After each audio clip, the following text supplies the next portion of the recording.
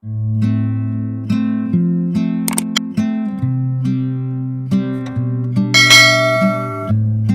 everyone, welcome to RoshnisFoodNLife. എന്തൊക്കെയുണ്ട് എല്ലാവർക്കും വിശേഷങ്ങളൊക്കെ? സുഖമായിട്ടിരിക്കുകയാണെന്ന് പ്രതീക്ഷിക്കുന്നു. അപ്പോൾ ഇവിടെയും ഞങ്ങൾ സുഖമായിട്ടിരിക്കുകയാണ്. ഇന്ന് ഞാൻ വീണ്ടും വന്നിരിക്കുന്നത് ഒരു കേക്ക് റെസിപ്പി ആയിട്ടാണ്. അപ്പോൾ വീട്ടിൽ ചെയ്യാൻ പറ്റുന്ന നല്ലൊരു കേക്കിൻ്റെ റെസിപ്പി ആയിട്ടാണ് എത്തിയിരിക്കുന്നത്. വേറൊന്നുമല്ല, റോസ് മിൽക്ക് കേക്കാണ്. അപ്പോൾ ഡ്രസ് വെച്ചസ് പോലെ നമ്മൾ ഒരുപാട് പാലൊന്നും ഒഴിക്കുന്നില്ലെങ്കിലും കുറച്ച് വെറൈറ്റി ഒക്കെ ആക്കി നമ്മൾ തയ്യാറാക്കുന്ന കേക്ക് വീട്ടിൽ എല്ലാവർക്കും ചെയ്ത് നോക്കാൻ പറ്റുന്ന രീതിയിലാണ്. ഓവനൊന്നും യൂസ് ചെയ്യാതെ വളരെ പെട്ടെന്ന് തയ്യാറാക്കിയെടുക്കാൻ പറ്റുന്ന നമ്മുടെ കേക്ക് എങ്ങനെയാണ് ചെയ്യുന്നത് നോക്കിയാലോ.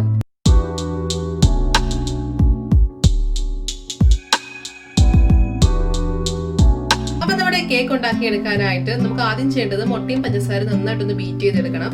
അപ്പൊ അതിനായിട്ട് ഞാൻ അരക്കപ്പ് പഞ്ചസാര നമ്മുടെ മിക്സിയിലേക്ക് ആഡ് ചെയ്തിട്ടുണ്ട്. അപ്പൊ നിങ്ങളുടെ ഇനിയും ബീറ്ററൊക്കെ ഉണ്ടെങ്കിൽ അങ്ങനെ വേണേലും അടിച്ചെടുക്കാം. അപ്പൊ അതല്ല ഇനി പൊടിച്ച പഞ്ചസാര ചേർക്കണമെങ്കിൽ അങ്ങനെ വേണേലും ചെയ്യാം.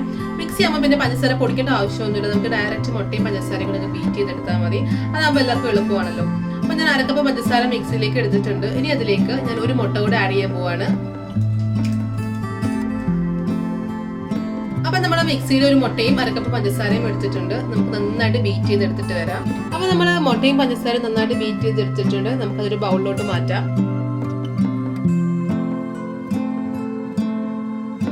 ഇനി നമുക്ക് ബൗളിലേക്ക് ആഡ് ചെയ്യാനുള്ളത് നമ്മുടെ ഓയിലാണ്. അപ്പൊ സൺഫ്ലവർ ഓയിലോ പാം ഓയിലോ അങ്ങനെ എന്തെങ്കിലും ഓയിൽ നമുക്ക് ആഡ് ചെയ്ത് കൊടുക്കാം. വെളിച്ചെണ്ണ വേണ്ട കേട്ടോ. അപ്പൊ ഞാനിവിടെ സൺഫ്ലവർ ഓയിലാണ് ആഡ് ചെയ്ത് കൊടുക്കുന്നത്. ഒരു 1/4 കപ്പ് സൺഫ്ലവർ ഓയിൽ ആഡ് ചെയ്ത് കൊടുക്കാം. ഇതിലേക്ക് നമുക്ക് 1 ടീസ്പൂൺ റോസ് എസൻസ് ആഡ് ചെയ്ത് കൊടുക്കാം. അപ്പൊ ഞാൻ 1 ടീസ്പൂൺ റോസ് എസൻസ് ആഡ് ചെയ്ത് കൊടുക്കുവാണ്. ഇനി നമുക്ക് ഡ്രൈ ഇൻഗ്രീഡിയൻസ് ഒക്കെ ആഡ് ചെയ്ത് കൊടുക്കാം. അപ്പൊ അതായത് ഞാൻ മൈദയും 1 കപ്പ് മൈദയും 1 ടീസ്പൂൺ ബേക്കിംഗ് പൗഡറും 1/2 ടീസ്പൂൺ ബേക്കിംഗ് സോഡയും കൂടെ ചേർത്ത് നന്നായിട്ട് അരിച്ചെടുത്തിട്ടുണ്ട്. 2 തവണ ഞാൻ അരിച്ചെടുത്തിട്ടുണ്ട് കേട്ടോ. അപ്പൊ അതിനെ ഞാൻ നമ്മുടെ ബൗളിലേക്ക് ആഡ് ചെയ്ത് കൊടുക്കുവാണ്. അപ്പൊ അരിച്ചെടുക്കാൻ പ്രത്യേകം ശ്രദ്ധിക്കണം കേട്ടോ. അരിച്ചെടുക്കുന്നത് കാരണം നമുക്ക് തരികളൊക്കെ അവോയ്ഡ് ചെയ്യാൻ പറ്റും. അതുപോലെ തന്നെ ബേക്കിംഗ് പൗഡറും ബേക്കിംഗ് സോഡയും എല്ലാ ഭാഗത്തും മൈദയുടെ എല്ലാ ഭാഗത്തും എത്തുകയും ചെയ്യും. അതുകൊണ്ട് തന്നെ അരിച്ചെടുക്കാൻ പ്രത്യേകം ശ്രദ്ധിക്കണം. അപ്പൊ നമുക്ക് ഡ്രൈ ഇൻഗ്രീഡിയൻസ് ഓരോന്ന് ആഡ് ചെയ്ത് കൊടുക്കാം.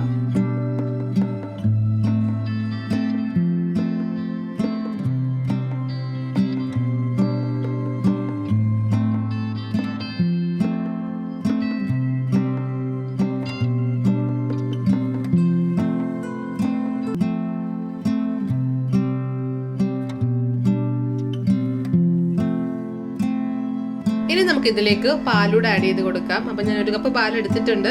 അപ്പൊ നമ്മുടെ കൺസിസ്റ്റൻസി ഒന്ന് മെയിൻറ്റെയിൻ ചെയ്തെടുക്കുന്ന രീതിയിൽ നമുക്ക് പാൽ ആഡ് ചെയ്ത് കൊടുക്കാം. അറ്റ് എ ടൈം 1 കപ്പ് പാലൂടെ ഒഴിക്കരുത് കേട്ടോ. നമുക്ക് കുറേശ്ശെ ഒഴിച്ചു കൊടുക്കാം.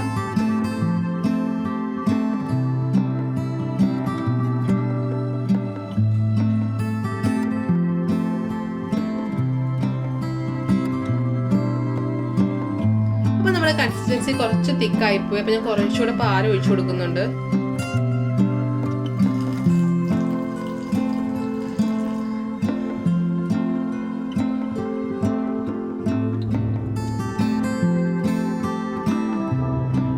ഇതാണ് നമ്മുടെ കൺസിസ്റ്റൻസി. അപ്പം കറക്റ്റ് പരുവായിട്ടുണ്ട്. ഇനി നമുക്ക് ഇതിലേക്ക് കുറച്ച് ഫുഡ് കളറോടെ ആഡ് ചെയ്ത് കൊടുക്കാം. അപ്പോൾ ഒരു പിങ്ക് റോസ്റ്റഡ്, അപ്പം നല്ലൊരു പിങ്ക് കളർ നമുക്ക് കിട്ടും. അപ്പം ഞാൻ റോസ്റ്റഡ് ആണ് ആഡ് ചെയ്യുന്നത്. അപ്പം നിങ്ങളുടെ കയ്യിൽ റെഡ് ഉണ്ടെങ്കിൽ കുറച്ച് ആഡ് ചെയ്ത് കൊടുത്താൽ മതി. അപ്പം മിക്സ് ചെയ്യുന്ന സമയത്ത് നിങ്ങൾക്ക് നല്ല പിങ്ക് കളർ തന്നെ കിട്ടുവേ. അപ്പം ഞാൻ എക്സാക്റ്റ് ഇപ്പം റോസ്റ്റഡ് തന്നെയാണ് ആഡ് ചെയ്ത് കൊടുക്കുന്നത്.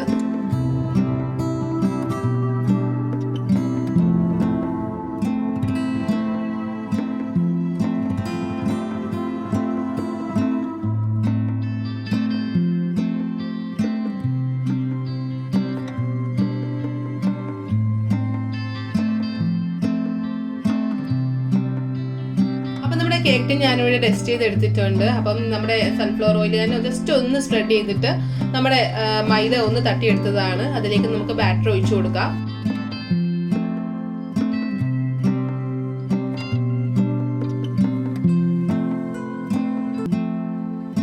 അപ്പൊ നമ്മുടെ ബാറ്റർ നമ്മൾ കേക്ക് ടിന്നിലോട്ട് ഒഴിച്ചിട്ടുണ്ട്. അപ്പൊ നമുക്കൊന്ന് ടാപ്പ് ചെയ്ത് കൊടുക്കാം. അപ്പൊ എയർ ബബിൾസ് ഒക്കെ ഉണ്ടെങ്കിൽ ഒന്ന് പോകാനായിട്ട് ഒന്ന് ടാപ്പ് ചെയ്ത് കൊടുക്കാം.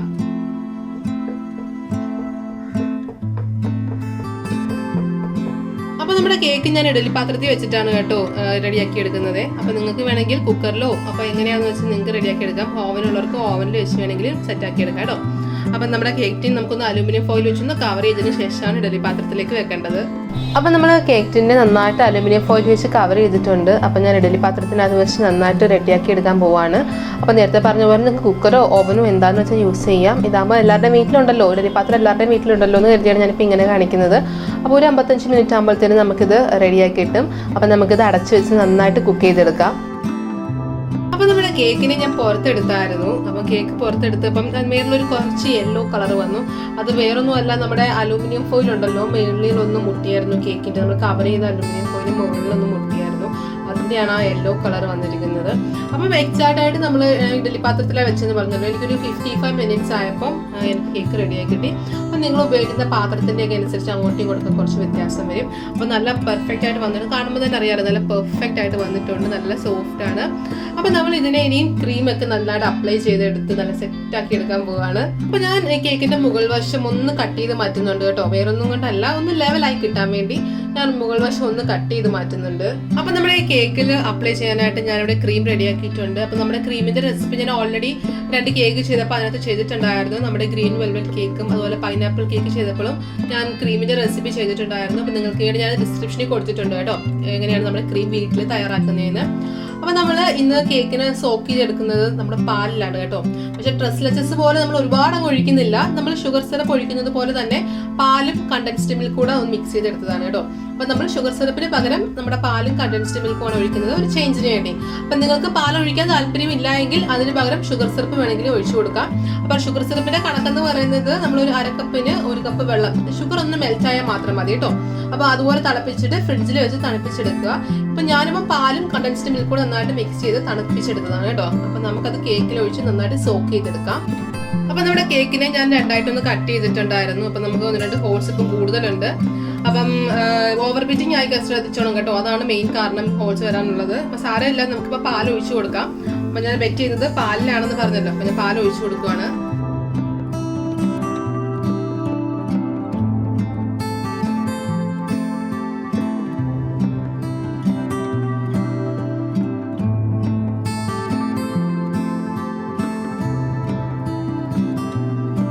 അപ്പോൾ നന്നായിട്ട് വെറ്റ് ചെയ്തെടുക്കണം കേട്ടോ, പാലൊഴിച്ച് നന്നായിട്ട് വെറ്റ് ചെയ്തെടുക്കണം. എന്നാൽ മാത്രമേ നമുക്ക് കടയിലൊക്കെ കിട്ടുന്ന കേക്കിൻ്റെ ടേസ്റ്റ് വരത്തുള്ളൂ കേട്ടോ. നന്നായിട്ട് വെറ്റ് ചെയ്തെടുക്കുക. അപ്പോൾ അതിനുശേഷം ഞാൻ പാലൊഴിച്ച് നന്നായിട്ട് വെറ്റ് ചെയ്തിട്ടുണ്ട്. അതിനുശേഷം നമുക്ക് നമ്മുടെ ക്രീം അപ്ലൈ ചെയ്ത് കൊടുക്കാം. അപ്പോൾ നമ്മൾ വീട്ടിലുണ്ടാക്കിയ ക്രീമാണ്. അപ്പോൾ നിങ്ങൾക്ക് ഞാൻ ഓൾറെഡി പറഞ്ഞു, ഡിസ്ക്രിപ്ഷൻ ബോക്സിൽ ലിങ്ക് കൊടുത്തിട്ടുണ്ട് നമ്മുടെ ക്രീമിൻ്റെയൊക്കെ. അപ്പോൾ നിങ്ങളത് നോക്കി നോക്കിയാൽ മതിയേ, നന്നായിട്ട് ഞാൻ എക്സ്പ്ലെയിൻ ചെയ്തിട്ടുണ്ട്. അപ്പം ക്രീം അപ്ലൈ ചെയ്ത് കൊടുക്കാം. അപ്പോൾ നന്നായിട്ട് സ്പ്രെഡ് ചെയ്ത് കൊടുക്കാം. അതിനുശേഷം നമുക്ക് 2ാമത്തെ ലെയർ വെച്ച് കൊടുക്കാം. അതിൻ്റെ മുകളിൽ നമുക്കത് ഇതുപോലെ പാലൊഴിച്ച് നന്നായിട്ട് വെറ്റ് ചെയ്തെടുക്കാം. 2 ലെയർ നമുക്ക് നന്നായിട്ട് വെറ്റ് ചെയ്തെടുക്കണം.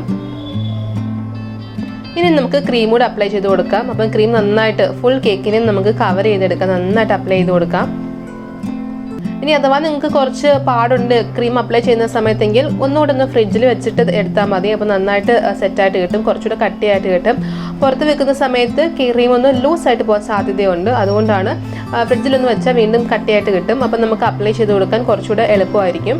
അപ്പോൾ അതൊന്ന് ശ്രദ്ധിച്ചേക്കണേ.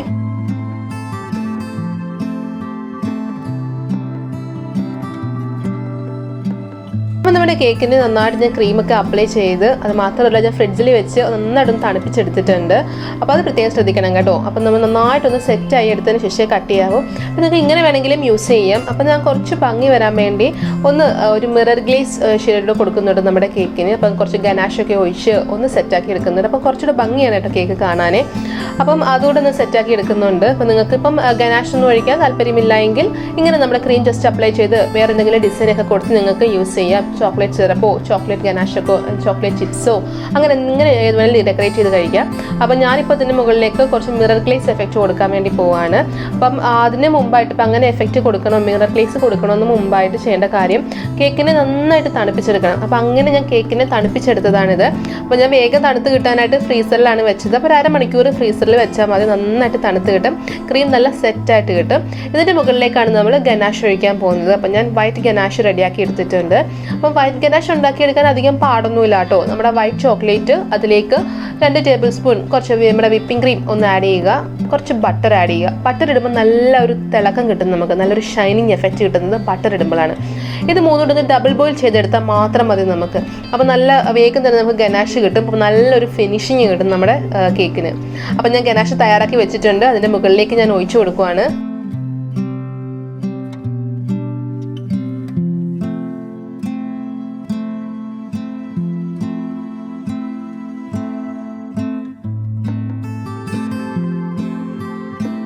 അപ്പം വൈറ്റ് ഗനാഷിലേക്ക് ഞാൻ കുറച്ച് റെഡ് കളർ ആഡ് ചെയ്തിട്ടുണ്ടായിരുന്നു. റോസ്റ്റ് റെഡ് ആണ് കേട്ടോ ആഡ് ചെയ്തത്.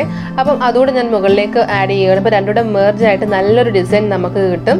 അപ്പോൾ നമ്മൾ ജസ്റ്റ് അങ്ങ് ഒഴിച്ചു കൊടുത്താൽ മാത്രം മതി, രണ്ടുകൂടെ അങ്ങ് സ്പ്രെഡ് ആയിക്കോളും. അപ്പോൾ നമുക്ക് നല്ലൊരു ഡിസൈൻ കിട്ടും കണ്ടോ. അപ്പം നല്ലവിടെ മെർജായിട്ട് വരുന്നുണ്ട്, രണ്ടുകൂടെ എന്താ മെർജ് ആയിട്ടുണ്ട്. അപ്പം വെക്കേണ്ട സമയം എന്ന് വെച്ച് കഴിഞ്ഞാൽ നമ്മുടെ കേക്കിന് ജസ്റ്റ് ഒന്ന് ഹൈറ്റിൽ വെക്കണം കേട്ടോ. അപ്പം നമുക്ക് ഒരുപാട് അങ്ങ് ഫ്ലോ ചെയ്ത് പോകത്തില്ല.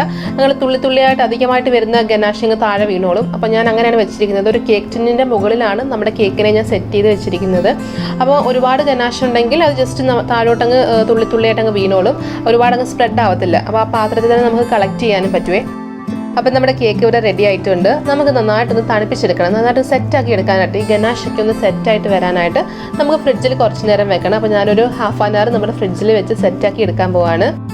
ഇനി നമ്മുടെ കേക്കിനെ ഞാൻ നന്നായിട്ട് തണുപ്പിച്ചെടുത്തിട്ടുണ്ട്. അപ്പം നമ്മുടെ ഗനാഷൊക്കെ നന്നായിട്ട് സെറ്റായിട്ടുണ്ട്. കാണാൻ തന്നെ നല്ല ഭംഗിയില്ലേ, വൈറ്റും റെഡും എല്ലാം കൂടെ കലർന്നിട്ട് നല്ല ഭംഗിയായിട്ടുള്ള കേക്ക് ഇവിടെ റെഡി ആയിരിക്കുകയാണ്. അപ്പം നിങ്ങൾക്ക് കാണാൻ വേണ്ടി ഒന്ന് കട്ട് ചെയ്തിട്ട് കാണിച്ചു തരാം കേട്ടോ. ജസ്റ്റ് ഒന്ന് കട്ട് ചെയ്ത് കാണിച്ചു തരാം എങ്ങനെയാണ് അതിൻ്റെ ഉള്ളിലിരിക്കുന്നതെന്ന് കാണിച്ചു തരാം. അപ്പോൾ നല്ല ടേസ്റ്റി ആയിട്ടുള്ളൊരു കേക്കാണിത്. എങ്ങനെ ഉണ്ടായിരുന്നു നമ്മുടെ റോസ് മിൽക്ക് കേക്ക്? അടിപൊളിയായിട്ടില്ലേ? നല്ല കളർഫുൾ ആയിട്ടുണ്ട്. കളർഫുൾ മാത്രമല്ല കേട്ടോ, നല്ല സൂപ്പർ ടേസ്റ്റുമാണ്. അപ്പം വളരെ സോഫ്റ്റ് ആയിട്ടുള്ളൊരു കേക്കാണ് കേട്ടോ. അപ്പം നമുക്ക് വീട്ടിൽ എല്ലാവർക്കും ചെയ്തു പറ്റാത്ത രീതിയിൽ ഞാൻ തയ്യാറാക്കിയ കേക്ക് എല്ലാവരും ട്രൈ ചെയ്ത് നോക്കുമെന്ന് പ്രതീക്ഷിക്കുന്നു. ഉണ്ടാക്കി നോക്കിയതിന് ശേഷം നിങ്ങളുടെ ഫീഡ്ബാക്ക് കമൻറ്റ് ബോക്സിൽ ഇടാൻ ആരും മറക്കരുത്. വീഡിയോസ് ഇഷ്ടമായി കഴിഞ്ഞാൽ ലൈക്ക് ചെയ്യാനും ഷെയർ ചെയ്യാനും മറക്കരുത്. ഇതുപോലത്തെ നല്ല നല്ല റെസിപ്പീസുമായിട്ട് നമുക്ക് വീണ്ടും കാണാം. അതുവരെ ബൈ, ടേക്ക് കെയർ. രുചിയുടെ വർണ്ണങ്ങൾ നിങ്ങളുടെ മനസ്സ് നിറയ്ക്കട്ടെ. സ്നേഹത്തോടെ റോഷ്നീസ് ഫുഡ് ആൻഡ് ലൈഫ്.